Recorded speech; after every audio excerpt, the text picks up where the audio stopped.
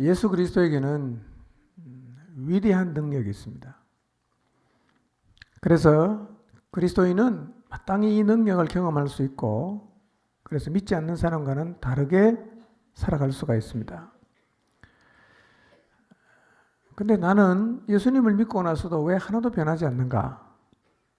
이런 생각이 혹시 드신다면 지난주 말씀을 좀 기억하시고 오늘 말씀을 마음에 깊이 새기시기를 바랍니다. 예수님을 믿고 난 후에 일어나는 변화는 타인도 느껴야 되지만 무엇보다도 본인이 느껴야 됩니다. 그래서 예수님을 믿은 후에 일어난 변화는 주일날 책 들고 교회 가는 것 말고도 다른 게 많아야 됩니다. 제자들의 삶을 보십시오. 예수님이 잡히셨을 때 그들은 다 무서워서 도망갔습니다. 그런데 성령님이 오신 이후에 그들은 정말 다른 사람이 되어 있었습니다. 그들은 예수님을 십자가에 못 박은 유대 지도자들이 여전히 영향력을 끼치고 있는 예루살렘으로 들어왔어요. 그리고 그 도시에서 유대 지도자들의 공각과 협박에도 불구하고 순교를 각오하고 담대하게 복음을 전했습니다. 두려워하지는 않습니다. 그리고 부활의 증인이 되어 살아갔습니다. 이들의 삶에서 일어난 변화는 너무 뚜렷해서 그들을 알고 있던 모든 사람들이 놀랐습니다. 특히 예수님이 잡히셨을 때 제자들이 모두 도망갔다는 사실을 알고 있었던 유대 지도자들은 더욱 놀랐습니다. 우선은 그들이 예루살렘에서 예수님의 부활을 전하는 것에 놀랐고, 학문이 없는 사람인 줄 알았는데 구약 성경을 쫙 풀이하면서 예수님을 증거하는 설교를 듣고 놀랐습니다. 그리고 죽음을 겁내지 않는 담대함에 그들은 놀랐습니다. 이렇게 제자들의 삶에서 일어난 변화는 본인도 물론 느꼈겠지만 그들이 알고 있던 모든 사람들이 확실하게 느낄 수가 있었어요. 그런데 이런 변화는 우리들의 삶 가운데서도 일어날 수 있습니다. 저는 무엇보다 우리들을 알고 있는 모든 사람들이 우리를 보고 깜짝 놀랄 수밖에 없는 변화가 우리 모두의 삶 가운데서 일어나게 되시기를 바랍니다. 우리가 알고 있는 사도 바울의 변화는 더 극적이죠. 그는 예수님 믿는 사람을 잡으려고 다메섹으로 갔습니다. 가다가 거의 다메섹에 다 와갔을 쯤 예수님을 만났습니다. 앞을 보지 못한 채로 며칠을 보낸 다음에 아나니아라는 사람이 들어와서 기도해서 바울이 다시 보게 됩니다. 그리고 며칠이 지난 다음에 자기가 핍박하러 왔던 예수님을 사람들 앞에서 그리스도라고 담대하게 전하기를 시작했습니다. 사람들이 깜짝 놀랐습니다. 아니, 저 사람은 저 말하는 사람을 잡으러 온 사람인데 왜 갑자기 저런 얘기하지? 다 놀랐습니다. 오늘 제가 말씀드리고자 하는 요지는 예수님 안에는 지금도 사람을 변화시킬 놀라운 능력이 충만하게 있다는 것입니다. 여러분, 그리스도인이 되어서 삶이 변하는 그 변화의 원동력은 우리의 노력에 달려있지 않습니다. 변화는 어떻게 일어나느냐 하면 하나님의 능력이 우리에게 흘러오게 하는 데 있습니다. 이 하나님의 은혜와 능력이 우리의 마음속에 흐르기만 하면 우리의 삶도 변화됩니다. 관건이 뭐냐? 어떻게 하면 하나님에게 있는 그 충만한 은혜가 내게로 흘러오게 할 것이냐 하는 것입니다. 여러분, 예수님 안에는 지금도 능력이 정말 충만하게 존재하고 있다는 사실을 믿으시기를 바랍니다. 그런데 예수님 안에 이렇게 대단한 능력이 있다고 말은 하는데 문제는 이거를 그냥 이론으로만 생각하는 사람이 많고, 주님에게 대단한 능력이 있다고 말을 하면서도 마치 자기 자신과는 아무런 상관이 없는 것으로 이야기하는 사람이 많다는 거예요. 우리가 믿는 예수님에게 대단한 능력이 있어요. 근데 그 능력은 실제 하고 있단 말이에요. 이론도 아니고 교리에 그치는 것도 아니고 실제로 존재를 하고 있는 것입니다. 아멘입니까?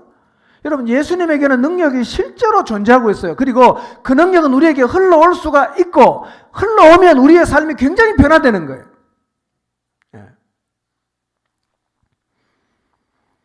그래서 예수님을 믿으면 누구라도 예수님 안에 있는 능력은 경험할 수가 있습니다.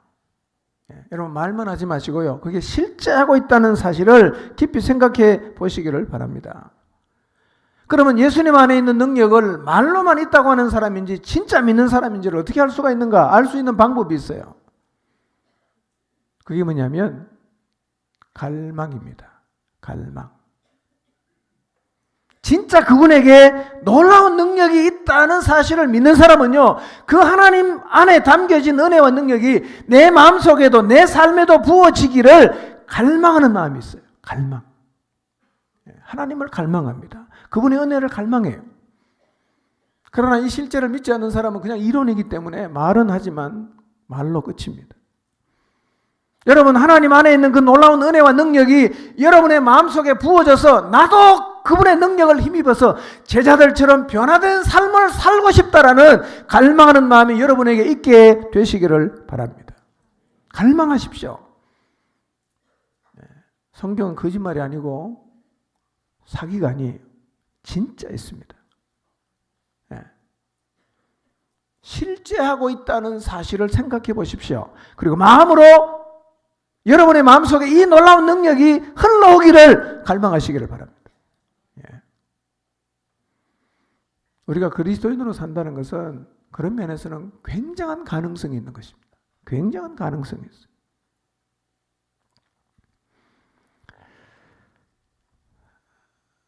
내 안에 그 주님의 능력을 입고자 하는 갈망이 있는가? 지난주에 십자가와 부활에 담겨서 주어지는 하나님의 선물에 대해서 제가 말씀을 드렸습니다. 이 하나님의 능력이 우리에게 흘러오면 일어나는 변화가 너무 많지만 지난주에 몇 가지 말씀드렸어요. 형제를 사랑할 수 있게 돼요. 예수님 믿는 사람도 만나서 얘기해보면 내 눈에 흙이 들어가기 전에는 용서 못한다는 얘기를 하는 사람을 자주 만나요. 그런데 이 능력이 우리에게 흘러오면 형제를 사랑할 수 있게 돼요. 그리고 마음속에 있는 모든 두려움이 다 밀려나갑니다. 두려워하지 않을 수 있게 됩니다.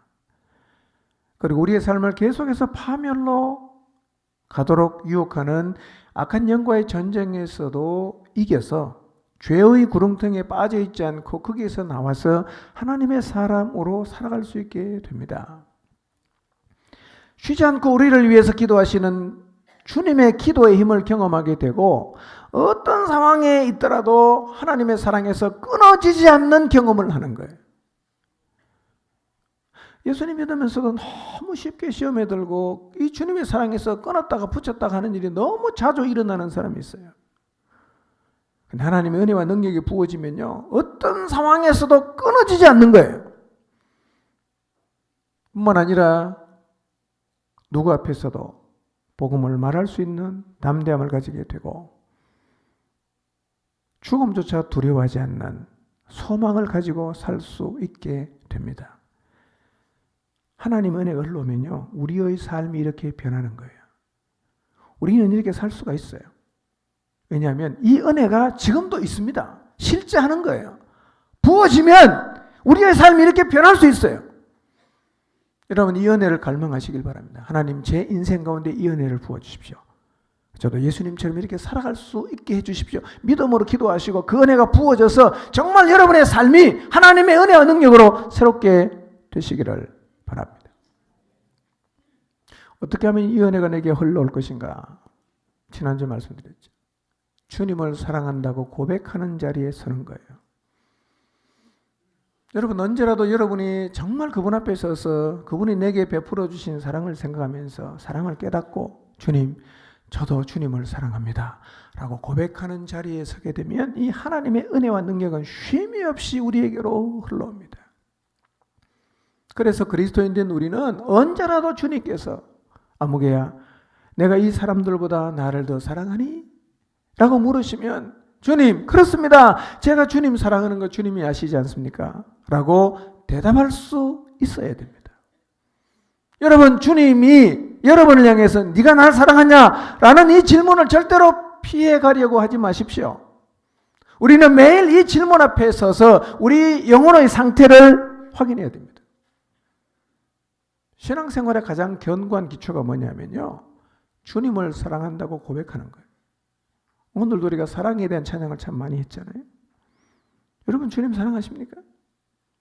에베소서 3장에 보니까 바울은 기도합니다. 그 사랑의 길이와 깊이와 넓이와 높이, 이게 뭔가 봤더니 양입니다. 하나님의 사랑의 양이 얼마나 대단한지를 깨닫기를 바울은 기도하고 있었어요. 저는 여러분 모두가 이 하나님의 사랑의 그 양, 엄청난 양을 점점 더 많이 깨닫게 되시기를 바랍니다. 이 고백이 든든하면요, 우리 신앙은 든든하게 서요. 근데 이 고백이 사라지면 우리의 신앙은 그때부터 건조하기 시작합니다. 변질되기 시작하고 왜곡되기를 시작합니다. 복음 전파의 역사가 일어나고 있다는 것은요, 일단 뭐냐면 하나님의 능력이 우리에게 부어졌다는 거예요.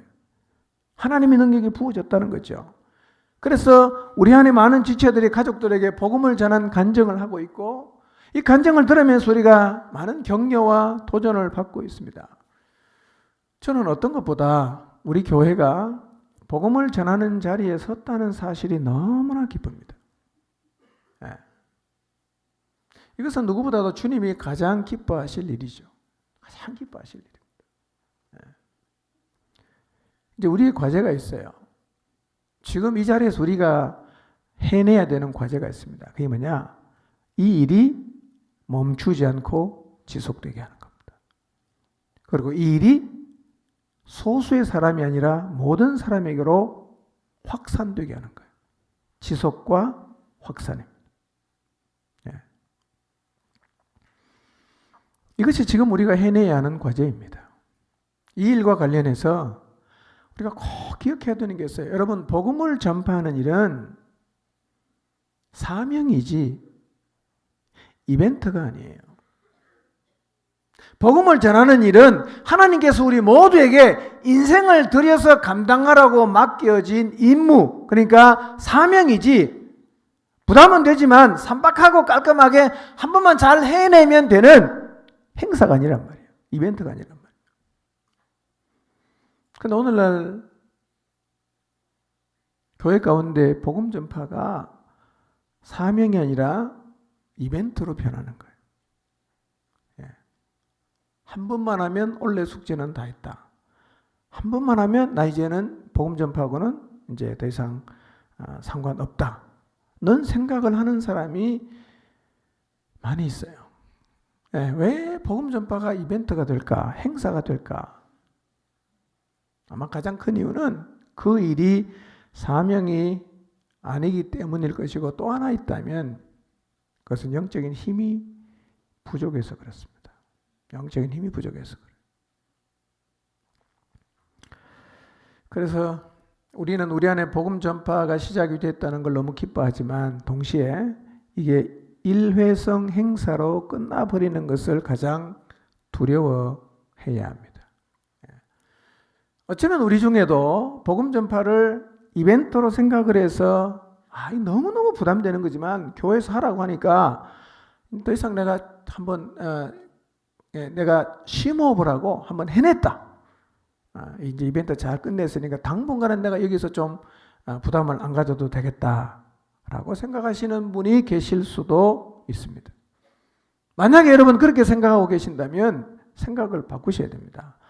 복음 전파는 절대로 일회성 행사가 아닙니다. 갈라디아서 1장 1절을 보겠습니다. 읽습니다. 시작. 시켜서 사도가 된 것도 아니요, 사람이 맡겨서 사도가 된 것도 아니요.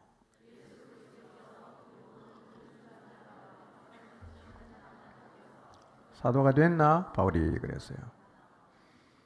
주님의 부름을 받았던 사도 바울은 자기 자신의 사도직을 이렇게 생각했습니다. 나는 사람이 시켜서 사도가 된 게 아니고 사람이 억지로 떠다 맡겨서 사도가 된 것도 아니다.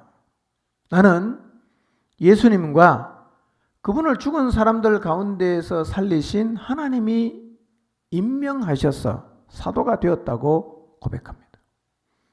그래서 바울은요, 하나님과 예수님이 자기에게 임명하셔서 사도가 되었기 때문에 그 사도직을 매우 영광스럽게 생각했고 그 사도직을 감당함에 있어서 생명도 아끼지 않았습니다. 우리가 복음을 전하는 일도 마찬가지입니다. 사람이 시켜서 하는 게 아니고 사람들이 억지로 떠맡겨서 하는 것도 아니고 예수님과 예수님을 죽은 자 가운데서 살리신 하나님 아버지께서 하라고 하신 일이기 때문에 해야 됩니다. 그러니까 이것은 사명이어야 한다는 것입니다. 여러분, 복음을 전하는 것이 여러분 모두의 인생에 평생 감당해야 하는 하나님으로부터 부여받은 사명이 되시기를 바랍니다. 그런데 복음 전파는 한 번 했다고 끝내면 안 된다. 이거 다 알죠? 실제로 현장에서 보면 지속하는 게 생각 이상으로 어렵습니다. 한 번은 했는데 두 번 하려고 하니까 엄두가 안 나는 거예요. 이전에 경험이 있잖아. 심장이 떨리고 열도 받고 내가 왜 이걸 해야 되냐. 그런 생각을 하게 됩니다. 왜 복음을 전하는 게 어려우냐면 여러분, 세상에서 우리가 살아가는 동안 영적인 전쟁을 많이 하는데 전쟁 중에 제일 치열한 전쟁이 언제 일어나느냐 하면 복음 전할 때 일어납니다. 복음 전할 때. 여러분도 경험해서 아시겠지만 복음 전하는 일에는요, 사단의 방해가 굉장히 심합니다. 네. 안 전해보면 이론으로 심하겠다라고 생각하지만 막상 전해보면 우리가 생각하는 것 훨씬 이상으로 사단의 방해가 많아요. 그래서 사단은요, 우리가 복음 전하려고 하면 자기가 동원할 수 있는 모든 수단과 방법을 다 동원해서 막습니다. 네. 복음을 전할 때 생기는 사단의 방해는요, 복음을 전하기 전부터 시작됩니다.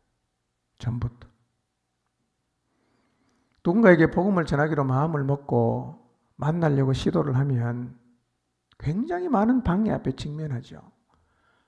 그래서 내가 노력을 하는데 만남 자체가 계속 거부가 되고 만나서 얘기를 했는데 평소에는 사람이 친절했는데 굉장히 냉담한 반응을 보이거나 계속해서 거절합니다. 그런 경험을 하면 우리 마음이 격동이 되죠. 또 어떤 경우는 약속을 받았어요. 쉽게. 참 다행이다. 근데 막상 만나려고 하니까 번번이 무산이 되는 거예요. 오늘은 어디 가야 된다. 누구 만나야 된다. 누구 손님이 왔다. 계속 무산이 돼요. 여러분, 이런 일들이 생기면요. 이게 지금 사단이 방해하는구나. 이걸 우리가 깨달아야 됩니다. 그리고 이럴 때 마음을 잘 지키고 흔들림이 없이 가는 게 중요한데 우리가 영적으로 깨어있지 않으면 그만하고 싶은 거예요. 경상도 말로 샤프라 끝내는 거예요. 아마 벌써 만나기도 전에 마음속에서 못하겠다라고 단념하시는 분이 여기도 계실지 모르겠어요. 복음 전파는 사명이 아니면요, 하기가 어렵습니다. 왜냐하면 너무 방해가 많으니까. 내가 왜 이걸 해야 되냐라는 질문이 수도 없이 나한테 생기는 겁니다.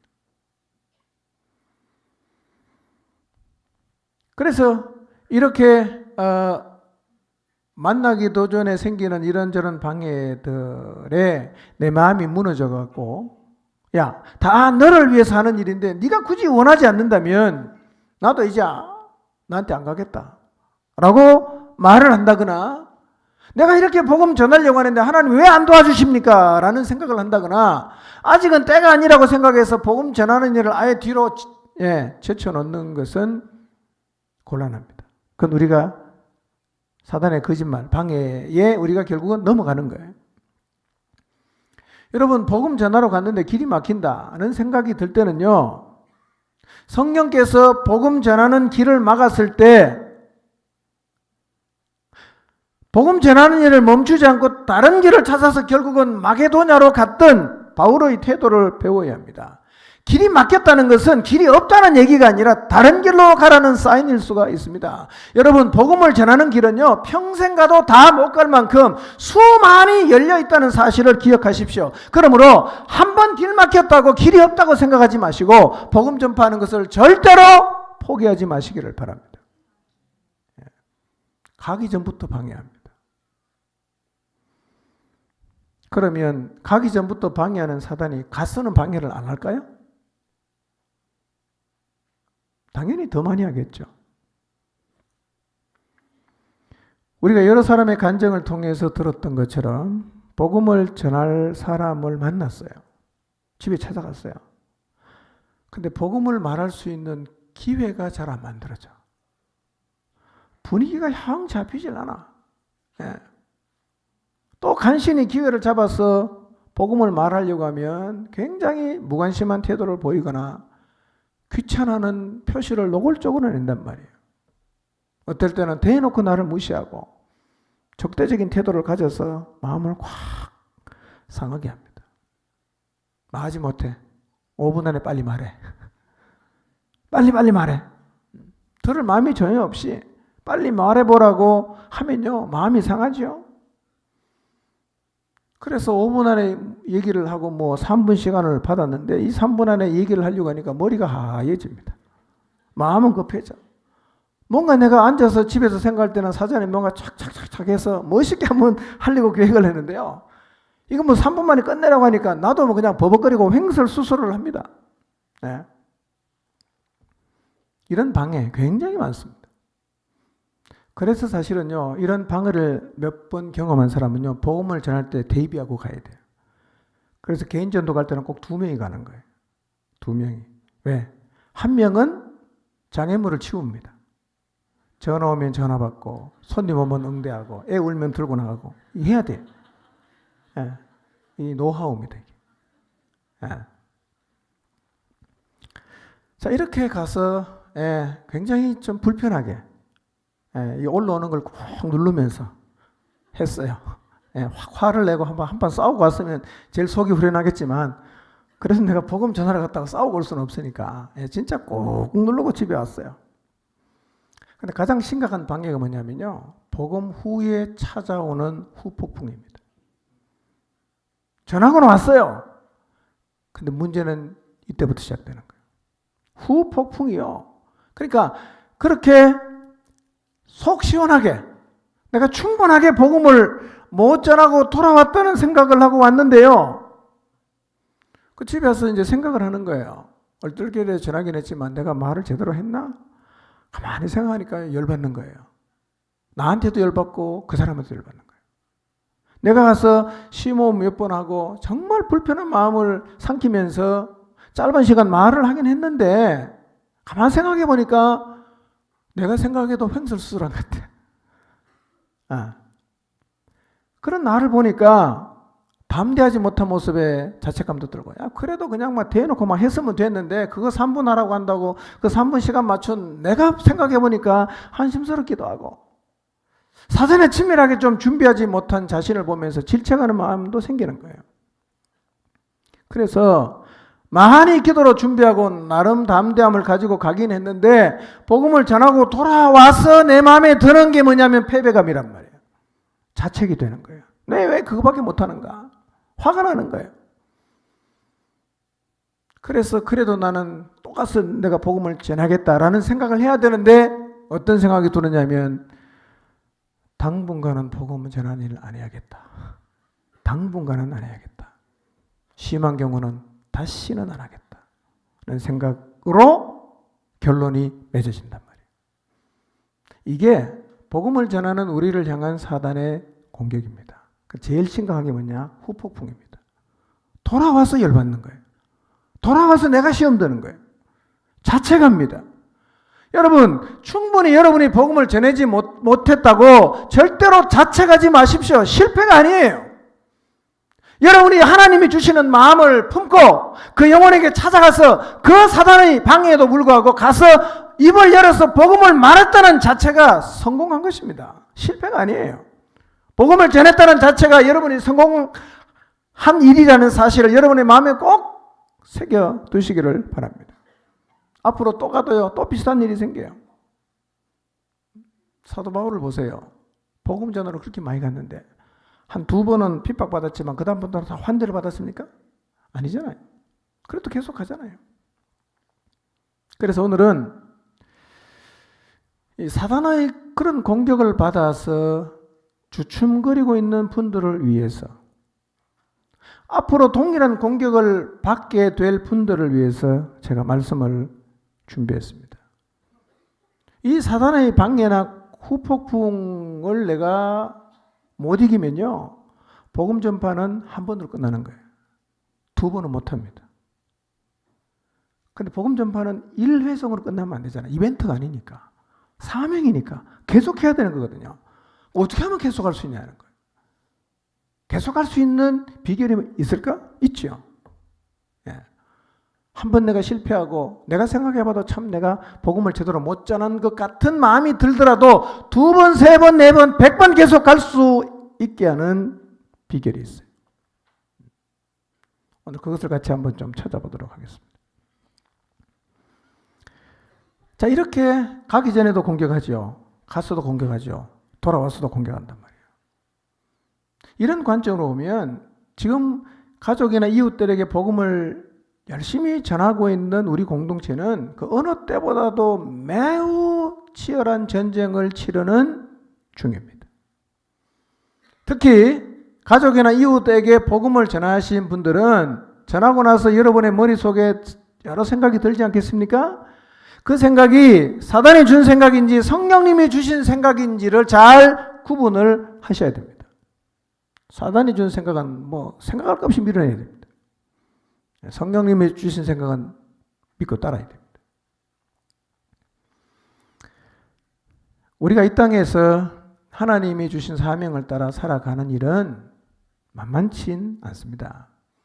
성경에도 보면 하나님이 주신 사명을 따라가다가 성공한 사람보다는 실패한 사람이 훨씬 더 많아요. 대표적으로 실패한 몇 사람을 제가 오늘 소개를 할 텐데요. 첫 번째로 가보지도 못하고 실패한 사람이 있어요. 지금 우리의 상황에서 표현하면 전도하러 가보지도 못하고 주저앉은 사람이 있어요. 그 누구냐면 가나안 땅의 정탐 같은 사람이에요. 가나안을 하나님이 주겠다고 약속을 했기 때문에 그 땅에 호불호를 보러 갑니다. 어떤 사람이 사는지, 이제 곡식은 어떤 것인지 이런 거 다 이제 살펴보러 갔는데요. 40일을 정탐하고 돌아와서 다 기겁을 하고 돌아오자마자 하는 얘기가 뭐냐면 우리는 갈 수 없다. 전쟁도 한번 안 해보고 졌어요. 이것은 복음을 한 번도 전해보지 않고 지는 거하고 똑같습니다. 자, 성경을 보겠습니다. 민수기 13장 25절 31절에서 33절 보겠습니다. 읽습니다. 시작.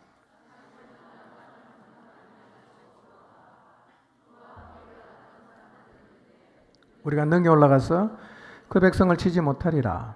그들은 우리보다 강하니라 하고 이스라엘 자손 앞에서 그 정탐한 땅을 악평하여 이르되 우리가 두루 다니며 정탐한 땅은 그 거주민을 삼키는 땅이요 거기서 본 모든 백성은 신장이 장대한 자들이며 거기서 네피림 후손인 아낙 자손의 거인들을 보았나니 우리는 스스로 보기에도 메뚜기 같으니 그들이 보기에도 그와 같았을 것이니라.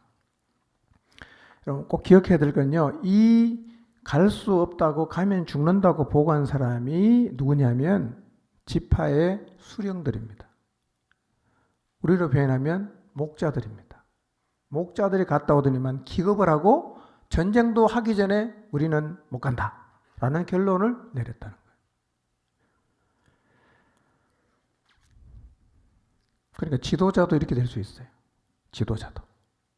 네. 그 땅은요 이미 약속이 있는 땅이에요. 하나님 주겠다 그랬어요. 가면 돼요. 지금은 들어갈 수 있냐 없냐 그걸 보러 간 게 아니에요. 그 땅이 형편이 어떤지를 보러 갔어요. 근데 돌아오자마자 그들은 두려움에 떨면서 말합니다. 우리는 못 갑니다. 우리는 절대 못 갑니다. 가서 봤더니요. 그 땅에 사는 사람은 기골이 장대한 거인들인데요. 우리는 보니까 그 사람들 앞에 진짜 메뚜기처럼 보입니다. 우리 가면 죽습니다. 절대 못 갑니다. 이렇게 보고했어요. 결국 하나님은요, 그 세대 모두를 광야에서 죽게 했습니다. 믿음대로 되는 거죠. 못 간다고 하면 못 가는 겁니다. 그래서 가데에서 바네아에서 약 한 38년을 뱅글뱅글 돌고 사는 이유가 뭐냐면 죽기 위해서 하는 거예요. 빨리 죽어야 다음 세대 들어가니까. 이런 사람을 통해서 하나님이 어떻게 가나안 땅을 정복할 수가 있겠습니까? 근데 문제는 뭐냐면 우리도 이럴 수가 있다는 거예요.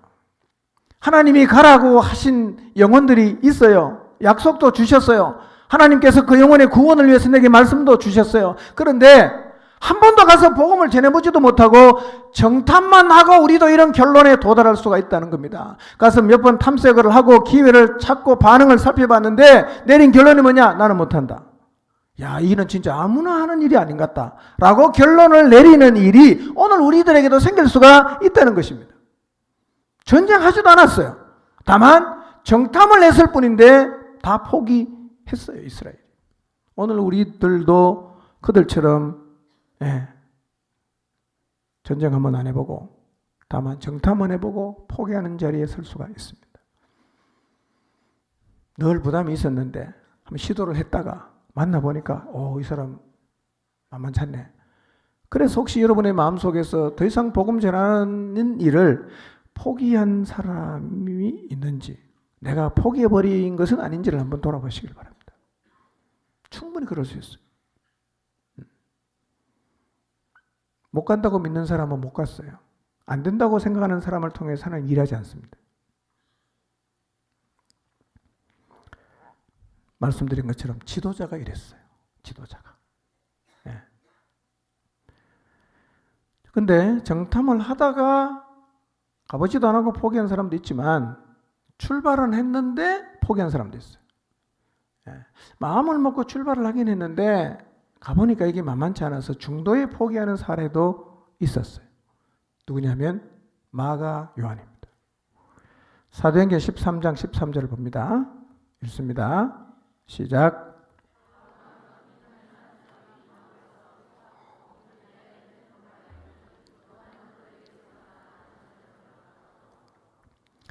마가 요한은요, 1차 전도 여행을 바울과 바나바랑 같이 갔어요. 근데 갔는데 이 밤빌리아의 버가라는 지역에서 그냥 떠나서 돌아갑니다.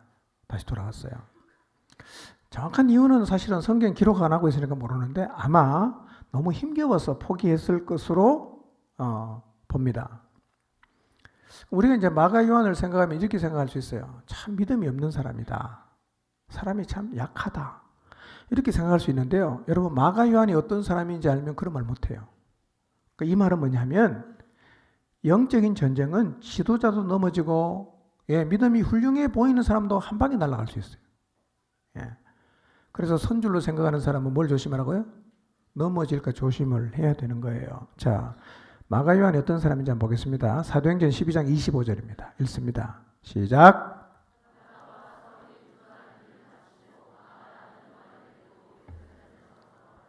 바나바와 사울이 예루살렘에 가서 부조를 합니다.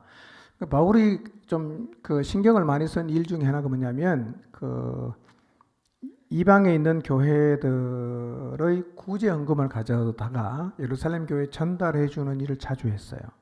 늘 힘썼다 그랬어요. 이번에도 이제 그 예루살렘 교회에 가서 다른 교회들이 준 구제금을 모아서 전달을 했어요. 근데 올 때 누구를 데리고 옵니까? 마가 요한을 데리고 왔다는 거예요. 바울과 바나바가 정말 이 복음을 위해서 사는 사람인데 부조하는 일을 마치고 거기 가갖고 수종자로 조력자로 마가라는 요한을 데리고 왔다는 얘기는 아마 마가 요한이 예루살렘 교회에서 인정을 받고 있는 사람이었을 것으로 우리는 충분히 짐작할 수 있어요. 근데 이게 짐작이 아니라 근거가 있습니다. 그는 진짜 괜찮은 사람이었어요. 여러분, 만약에 어떤 이 선교사님이 오셔서 저한테 같이 일할 사람 좀 소개시켜 달라고 하면 1년에 한 10번 정도 교회에 나오는 사람을 소개하면서 이 사람 데리고 가면 참 잘할 겁니다. 이렇게 제가 소개하겠습니까? 안 하겠죠? 누굴 소개하겠어요? 진짜 복음을 위해서 헌신된 사람을 소개하지 않겠어요? 그 예루살렘 교회 갔더니만 추천해 준 사람이 누구냐면 마가 요한이었다는 거예요. 예. 근데 마가 요한은 베일에 가려진 인물이 아니라 어떤 사람인지 알 수 있는 정보가 되게 많아요. 사도행전 12장 12절을 읽습니다. 시작. 여러 사람이 거기에 모여 기도하고 있더라. 자, 헤롯이 야고보를 죽입니다. 그러니까 사람들의 반응이 좋아요. 하나 더 죽이자. 그래서 유명한 베드로를 잡아다가 죽이려고 감옥에 가뒀는데 내일 죽이려고 이제 나를 잡아놨어요. 근데 죽이려는 그 전날 밤에 천사가 와서 베드로를 구출했어요. 그 사도행전 12장을 보면 베드로는 옥에 갇혔고 교회는 그를 위해서 기도했다 이렇게 표현하고 있습니다. 베드로가 이제 나왔는데 이게 꿈인지 생신지 분간을 못하고 있다가 하나님이 나를 천사를 통해서 구출하셨구나 라는 사실을 깨닫고 제일 먼저 간 집이 어디입니까? 마가라는 요한의 어머니 마리아 집이었어요. 그러니까 베드로가 옥에 갇혔을 때 예루살렘 교회 성도들이 모여서 열심히 기도한 데가 어디입니까? 마가 요한 집이에요. 그 집은 모여서 기도하는 거예요. 그뿐만 아니에요. 사도행전 1장 13절입니다. 읽습니다. 시작. 베드로, 요한, 야고보, 안드레와 빌립, 도마와 바돌로메, 마테와 및 알페오의 아들 야고보, 셀로딘, 시몬, 야고보의 아들 유다가 다 거기 있어 그랬어요. 근데 이 집은 이전에 어떤 일이 있었냐면 예수님이 성천하신 다음에 제자들하고 120명 정도가 누구 집에 모여서 열심히 기도를 했어요. 하다가 오순절날 성령을 받았잖아요.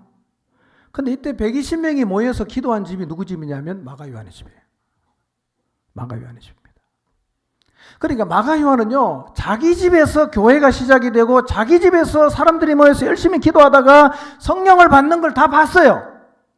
자기 집에 있으면서 베드로가 기적같이 구출된 이야기를 다 들었습니다. 신약의 역사에서 매우 중요한 일들이 자기 집에서 다 벌어졌습니다. 그러니 마가 요한의 신앙이 어떠했을지 우리가 어느 정도는 짐작할 수 있어요. 그리고 골로새서 4장 10절 말씀 보면 이 마가 요한은 바나바의 생질이었습니다. 근데 마가 요한이라는 두 개의 이름이 사용이 되지 않습니까? 마가는 마가고 요한은 요한이지 왜 마가 요한이라고 하느냐? 마가는 로마식 이름이에요. 요한은 유대식 이름입니다. 마치 바울이라는 이름이 로마식 이름이고 사울이라는 이름이 유대식 이름인 거하고 똑같아요. 그러니까 유대식 이름으로 하면 이름이 뭡니까? 요한. 로마식으로 하면 마가. 헷갈리니까 마가 요한 이렇게 붙여놨어요. 자, 이렇게 교회가 태동이 되는 과정도 보고 그 다음에 교회가 위기를 맞이했을 때 성도들이 열심히 기도하면서 베드로가 구출되는 과정을 다 보았고 그래서 예루살렘 교회가 인정을 해서 바울과 바나바의 조력자로 보냈는 이 마가 요한이 중도에 포기했다는 거예요. 마가 요한 같은 사람이 포기했다면 누구라도 중도에 포기하는 일은 충분히 일어날 수가 있습니다. 근데 마가 요한은 다시 회복됐어요. 마가 요한을 1차 여행 가다가 중간에 돌아갔으니까 2차 때 가려고 했을 때 바나바는 절대로 못 데려간다 했습니다. 바울은요, 이때는 마가 요한을 용납을 못합니다. 그런 인간하고 나 일 못해. 그래서 결국은 바울과 바나바가 갈랐었잖아요. 그런데 바울이 나이가 들었을 때 디모데에게 이런 편지를 보냅니다. 디모데후서 4장 11절입니다. 읽습니다. 시작.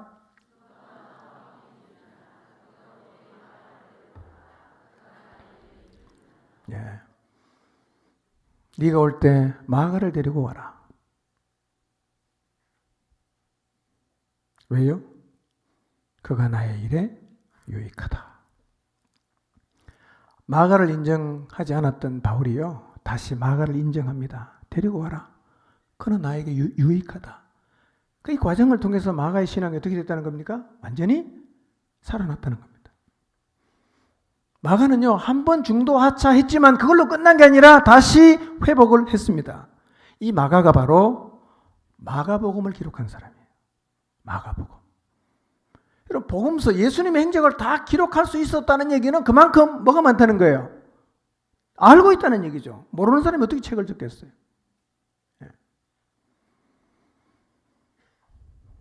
이런 마가 요한이 중도에 포기했던 사실을 여러분은 마음에 새기시기를 바랍니다. 여러분, 혹시 여러분 자신의 신앙을 마가 요한은 내 발바닥에 때만도 못해 라고 말할 수 있는 사람이 있습니까? 없잖아요. 대단한 사람이었어요.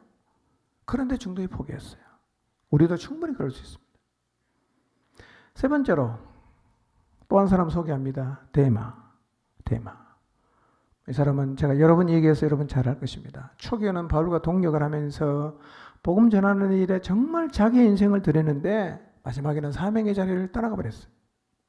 자, 성경 간단하게 세 구절 봅니다. 골로새 4장 14절입니다. 시작. 네, 지금 데마는 누구랑 같이 사역하고 있습니까? 바울하고. 데마가 너희에게 무난한다 이렇게 얘기했어요. 빌레몬 1장 24절입니다. 시작. 또한 나의 동역자 마가, 아리스다고, 데마, 누가가 무난하느니라. 여기도 데마가 나오잖아. 바울이 자기의 뭐라고 소개합니까? 동역자다. 예. 이때까지는 동역자였어요. 디모데후서 4장 10절입니다. 읽습니다. 시작. 데마는 이 세상을 사랑하여 나를 버리고 데살로니가로 갔고 그레스게는 갈라디아로 디도는 달마디아로 갔고 그랬어요. 근데 바울이 마지막으로 기록한 이 디모데 후서에서는 데마가 동역자로 소개되는 게 아니라 이 친구가 세상을 사랑해서 나를 버리고 갔다 이렇게 기록하고 있어요. 네. 아마 이 편지를 적으면서도 바울은 너무 가슴이 아팠겠죠. 네. 그렇게 오랫동안 하나님 나라를 위해서 사명을 위해 살았던 이 친구가 완전히 가버렸어요. 이유가 뭐냐? 세상을 사랑해서. 여러분, 세상을 사랑해서 하나님을 떠나가는 것은요, 진짜 믿음이 없는 이상한 사람만 그렇게 되는 게 아니라 데마 같은 사람도 그렇게 될 수 있어요. 그렇다면 우리도 충분히 정신 안 차리면요, 세상을 사랑해서 주님에게서 멀어지는 일은 가능한 일입니다. 충분히 일어날 수 있어요. 여러분, 이처럼 사명의 길을 흐트러짐이 없이 완주하는 일은 쉬운 일이 아니에요. 나는 누구처럼 살고 있느냐 한번 생각해 보십시오. 나는 지금 열정탐꾼처럼 살고 있을까? 아니면 데마처럼 살고 있을까? 아니면 마가 요한처럼 살고 있을까? 저는 이 세 사람 중에 우리가 되어야 한다면 우리 모두가 마가 요한처럼 살았으면 좋겠습니다. 그러나 저는 마가 요한보다 사도 바울처럼 살았으면 더 좋겠어요. 사도 바울처럼. 바울이 사명의 길을 어떻게 걸어갔는지를 보여주는 한 사례 오늘 본문입니다. 읽지 않겠습니다. 시간이 없으니까. 바울이 지금 드로아에 와 있습니다. 드로아. 지금 이 드로아나 밀레도 같은 곳은요, 그냥 거쳐서 다시 예루살렘으로 돌아가는 길입니다. 예. 별로 중요하지 않는 방문일 수 있었어요. 그런데 중요하지 않게 생각할 수 있는 드로아에서 일어난 일을 우리가 성경을 통해서 보면 이 바울 안에 얼마나 대단한 열정이 있는지를 알 수가 있어요. 예.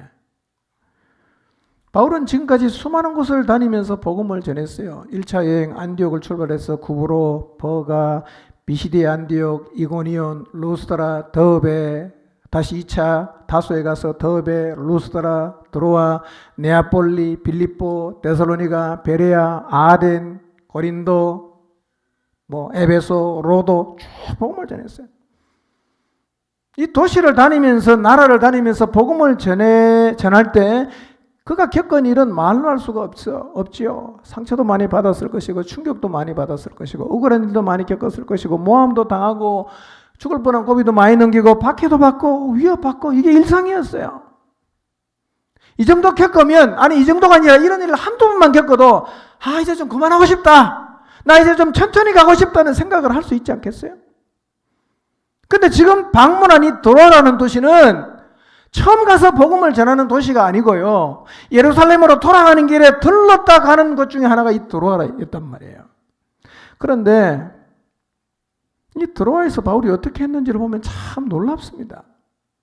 그러니까 드로아 같은 것은요, 좀 여유를 가지고 그냥 쉬어가는 타임으로 생각해도 좋은 곳이에요. 그런데 바울이 드로에 와서 성도를 잠깐 만나고 잘 계십니까? 네네 뭐 이러고 가는 게 아니라 어떻게 합니까? 밤이 깊도록 말씀을 전했어요. 네. 저는 이 성경 보면서 두 가지가 참 위로가 돼요. 첫째, 바울도 설교를 길게 했구나. 둘째, 바울의 설교를 듣고도 졸다가 죽은 사람이 있구나. 얼마나 위로가 되는지. 예. 뭐 바울 설교 듣다가 졸은 사람이 있으면 뭐 제 설교 들을 때 조는 거야 뭐 그냥 쉽게 볼 수 있죠. 여러분 드로아에 와서 밤이 깊도록 말씀을 전할 수 있는 것은 이거는 보통 사람이 할 수 있는 게 아니에요. 이건 진짜 힘이에요. 진짜 힘입니다. 바울의 고백을 한번 들어봅시다.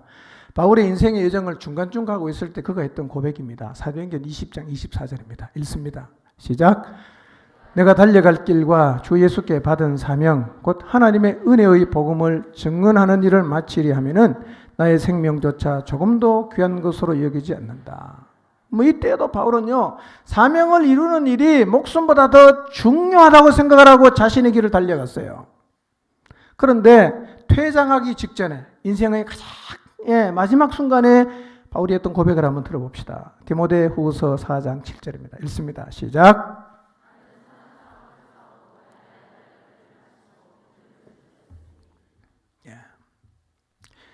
인생의 무대에서 퇴장하기 직전에 그의 고백이 뭐냐? 달려갈 길을 마쳤다는 거예요.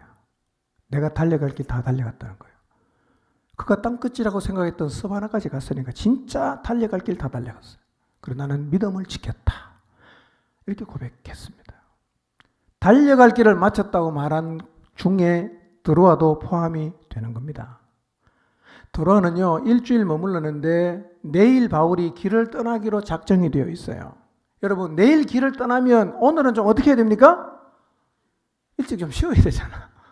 내일 먼 길 떠나는데 좀 쉬어야 되지 않겠어요? 이게 정상입니다. 근데 바울은 내가 이 드로아를 떠나가면 언제 다시 여기에 올 수 있겠는가? 못 올 수도 있다 하는 생각 때문에 밤이 깊도록 강론을 했어요. 그러다가 유 집사님이 창틀에 앉아서 졸다가 떨어졌어요. 네. 왜 창틀에 앉았을까요? 잘은 모르긴 한데 주석가 생각하기를 촛불을 많이 켜놓고 사람들이 많이 모여있으니까 이 청년이니까 좋은 자리는 어른들에게 양보하고 그렇게 아마 창틀에 앉아서 있었을 것이고 낮에 하루 종일 일하고 앉아있는데 촛불을 많이 켜놓으니까 산소가 좀 희박해지니까 잠이 왔을 것이다 라고 좋게 해석을 합니다. 유두고가 졸았다는 것 때문에 성경이 정죄하는 게 없어요. 바울이 설교가 긴 게 문제가 있다라고 말하지도 않아요. 그런 거예요, 그냥. 네, 그런 거예요. 떨어졌는데 죽었어요. 바울이 어떡합니까? 내려가서 엘리야와 엘리사처럼 몸을 이렇게 감싸 안았어요. 그 청년이 살아났어요. 죽은 청년이 살아났다. 이것은 그 드로아 교회의 역사에 길이 남을 하나님의 역사입니다. 그 일이 있은 다음에 성도들이 올라와서 밤새도록 바울과 함께 자기들 가운데 역사하신 하나님 이야기를 나누다가 바울이 떠났다 그랬어요. 저는 이 말씀을 통해서 중요한 사실을 하나 깨달았습니다. 그게 뭐냐면요. 능력과 열정이 같은 곳에서 나온다는 거예요. 열정의 창고는 하나님입니다. 그런데 능력의 창고도 하나님 아닙니까? 그래서 하나님이 주시는 열정을 가진 사람에게는 뭐가 따라오냐면 능력이 따라옵니다. 여러분의 마음속에 하나님이 부어주시는 열정이 있어서 그 열정을 가지고 가다가 보면요 반드시 동반해서 나타나는 일인데 그게 뭐냐면 하나님의 능력이라는 것입니다. 세상을 사랑하시고 세상을 구원하기 위해서 세상에 오셔서 자기의 생명을 주실 정도로 인간을 사랑하신 하나님과 예수님에게 있는 그 영혼을 향한 열정, 그분에게는요 영혼을 향한 열정이 정말 충만합니다. 뿐만 아니라 그분에게는 능력도 너무너무 많아요. 영혼을 향해 달려갈 수 있는 열정과 하나님의 능력을 드러낼 수 있는 이 하나님의 능력은 그분에게는 너무너무 충만하고 실제하고 있습니다. 여러분 주님 앞에 가서 기도하세요. 그 열정 하나님 제게도 주십시오. 그 능력 하나님 제게도 주십시오. 기도해도 됩니다. 부어지기 시작하면 우리의 인생이 달라집니다.